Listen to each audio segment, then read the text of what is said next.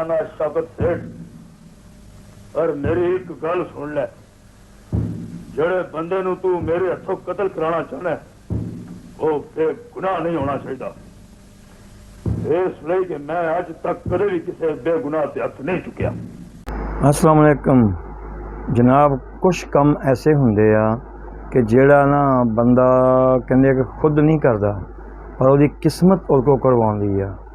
और इस तरह का एक किस्सा अज मैं छोटा जिहा किस्सा तुहाडे वास्ते लैके आया कि सुल्तान राही जो एक्सट्रा का दौर से जो चाहे छोटे मोटे रोल करता हुंदा सी ते उन्होंने एक फिल्म सी उसदी बड़ी सुपरहिट फिल्म साबित हुई उसका नाम सी बाबल।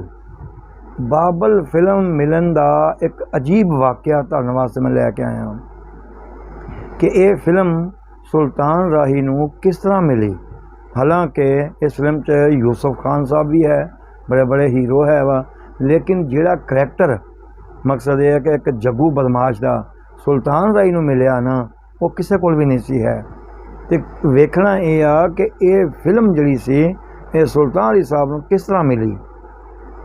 हालांकि इस फिल्म का जिन्ना भी अमला सी हदायतकार तो लाके और जिन्ना उहदा अमला प्रोड्यूसर वगैरह सारे जिहड़े अपना हैगे सी, यानी कि ये तकरीबन उहदे खिलाफ सी कि नहीं राही नूं नहीं लेना चाहिए क्योंकि वो कोई वड्डा एक्टर नहीं, कोई जान पहचान नहीं, इस वास्ते उन्होंने लेना ठीक नहीं है।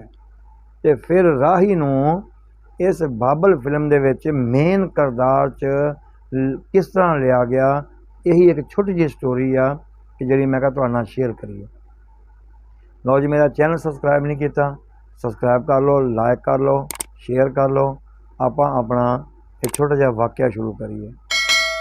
तुहानूं तो पता ही आ कि राही साहब ने यार जिंदगी च ना बड़े धक्के खाधे हैं और एक्सट्रा तो शुरू होया, हालांकि छोटे छोटे रोल करदियां करदियां नौबत ये आई सी कि जिवें कहंदे ना कि जगह जगह तो कोई धक्के भी पैने, जगह जगह तो अजीब अजीब गल्लां भी होनियां। मकसद यह, लेकिन उस बंदे की स्ट्रगल ऐसी सी कि वो समझ लो कि लगा रहा। कुछ दिन ऐसे भी आए कि मैं एक जगह ते पढ़िया कि जदों सुल्तान राही गया ना काम वास्ते, एक बहुत बड़ा डायरैक्टर सी, उन्होंने कहा जनाब सर मेरे वास्ते कोई माड़ा मोटा कोई शार्ट कोई रोल, तो वो पता नहीं कोई पहले ही अक्या सी या की होया सी उन्होंने एडे प्यारे लफज बोले कि यार तू रोज़ रोल वास्ते आ जाना, रोज़ कोई गल करदा, तेरी शक्ल है सी फिल्मां हीरो का काम करन दी या फिल्मां काम करन दी, जा काम कर यार। उस वेले कहंदे आ सुल्तान राही साहब इन्ने अफसरदा होए, इन्ने उन्होंने दिल च एक ऐसी चीज़ आई कि दुआ हाथ उठे कि ऐ मेरे मौला क्या मैनू इंसान नहीं बनाया तू, क्या मेरे नाल ये जिहड़े वाकयात हुंदे आ क्यों हुंदे आ। यानी कि इस तरह के सख्त दौर चों सुल्तान राही गुजरिया, जिहदा फिर नां देख लवो कि फिल्म इंडस्ट्री के एंड तक रहा। हाँ जी, हुण आपां जिहड़ी ना थोड़ी जी गल ये करनी आ कि आखिर सुल्तान राही साहब नूं जिहड़ी फिल्म बाबल सी ना ये किस तरह मिली, जबकि ये पिछे या तो कोई सिफारिश चाहिए है वड्डी सारी, या फिर कोई वड्डा हीरो होने का पहले उनको कोई एजाज़ होवे।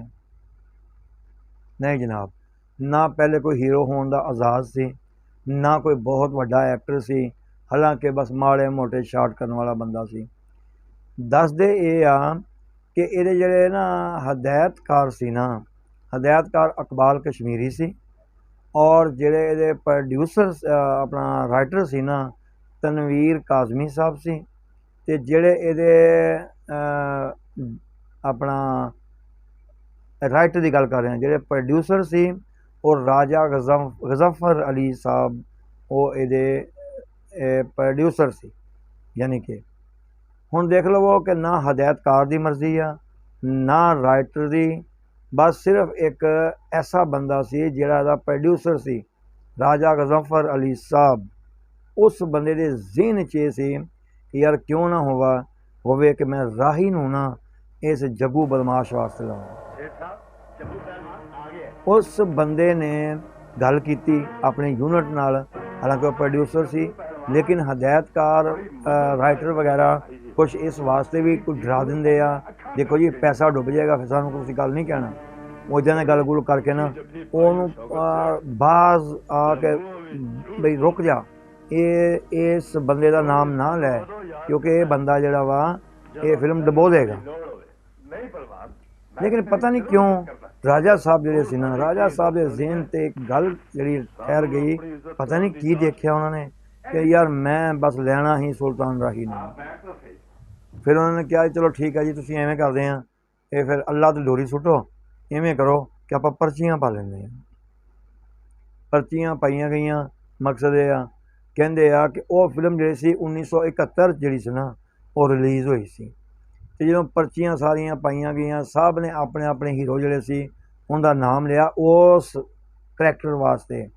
ਲੇਕਿਨ ਰਾਜਾ ਸਾਹਿਬ ਨੇ, ਰਾਜਾ ਜ਼ਫਰ ਅਲੀ ਸਾਹਿਬ ਨੇ ਕਹਿੰਦੇ ਆ ਕਿ ਸੁਲਤਾਨ ਰਾਹੀ ਦਾ ਨਾਮ ਹੀ ਲਿਖਿਆ, ਲਿਖ ਕੇ ਨਾ ਅਤੇ ਉਹਨੇ ਕਿਹਾ ਜੀ ਪਰਚੀਆਂ ਪਾਓ। ਹੁਣ ਪਰਚੀਆਂ ਪਾ ਦਿੱਤੀਆਂ ਗਈਆਂ, ਇੱਕ ਬਾਕਸ 'ਚ ਪਰਚੀਆਂ ਪਾ ਦਿੱਤੀਆਂ ਗਈਆਂ। ਬਾਕਸ ਨੂੰ ਜਦੋਂ ਪਰਚੀਆਂ ਨੂੰ ਹਿਲਾ ਕੇ ਨਾ ਇੱਕ ਬੱਚੇ ਨੂੰ ਬੁਲਾਇਆ ਗਿਆ, ਜਿਹੜਾ ਸ਼ਾਇਦ ਉੱਥੇ ਕੋਈ ਚਾਏ ਵਗੈਰਾ ਕੋਈ ਚੀਜ਼ ਦੱਸਾਂ ਦਾ, ਕੋਈ ਚਾਹੇ ਛੋਟਾ ਬੱਚਾ ਸੀ, ਚਾਹੇ ਕਿਸੇ ਹੋਟਲ 'ਤੇ ਮੁਲਾਜ਼ਮ ਸੀ, ਕੁਛ ਵੀ ਸੀ ਬਾਹਰ। ਉਹਨੂੰ बुलाया गया, बेटे ऐसे करो कि ये इनको हिलाओ, ये पर्चियों को हिला के ना एक पर्ची उठा लो। लो जी उस बच्चे ने ना हाथों तो मार के ना तो एक पर्ची उठाई करके जो उन्होंने खोलिया गया ना तो वेख्या तो उत्ते लिखिया सी सुल्तान राही। यानी कि सब दे मूँह बंद हो गए। राजा ज़फ़र अली साहब जिहड़े सी उन्हां दी जिहड़ी सी वो दिल की ख्वाहिश वो पूरी हो गई और राही साहब नूं उहदे च हीरो ले लिया गया। मकसद है समझ लो हीरो तो वैसे यूसुफ खान साहब या कोई दूसरा सी, लेकिन जिहड़ा मेन करैक्टर सी ना वो सुल्तान राही नूं ले लिया गया और लैके चलो जी डिसाइड हो गया, फिल्म शिल्म बनी। लेकिन उस फिल्म ने ऐसी धुम मचाई ना, उन्हें फिर ऐसी पहचान कराई ना कि मेरा ख्याल आ कि फिर सुल्तान राही का नाम सारे फहरिस्त आ गया। अज भी आप फिल्म देखिए ना वो लगा करैक्टर को कर नहीं सकता। इस वास्ते जनाब कहना मैं कि कुछ भी कर ले बंदा, जो मेरा अल्लाह किसी की बाँह पकड़ के अगे लैके आना चाहे ना तो कोई बंदा रोक नहीं सकता। देख लवो हुण इन्नियां पर्चियां चों पर्ची भी उही हत्थीं आई जिते नाम उहदा सी। फिर जनाब देख लवो कि राही साहब जो चले है ना, राही साहब का फन देखा लोगों ने, तो फिर मेरा ख्याल है कि सारे जो सितारे सी ना वो मांद पड़ गए। जैसे कि बंदा बोल सकता है कि सितारे मांद पड़ गए, फीके हो गए, ऐसे ही हो गया। तो जनाब फिर सितारा एक ही नज़र आ रहा सी जिहदा नाम सुल्तान राही सी। अल्लाह दी उत्ते रहमत सी, क्योंकि अल्लाह पाक दा वो बहुत ही एक नेक काम करने वाला बंदा भी सी। बस अल्लाह पाक ने देख लो मरण तक उन्होंने एक आला अरूज दिता। ये छोटा जिहा वाक़या सी किस्मत दा कि सुल्तान राही अगे किवें आया। लो जी तुहानूं दसना मैनूं कि तुहानूं वाक़या कैसा लगा। इंशाअल्लाह किसी नवें वाक़या नाल फिर हाज़िर होवांगे। उन देर तक अस्सलाम वालेकुम।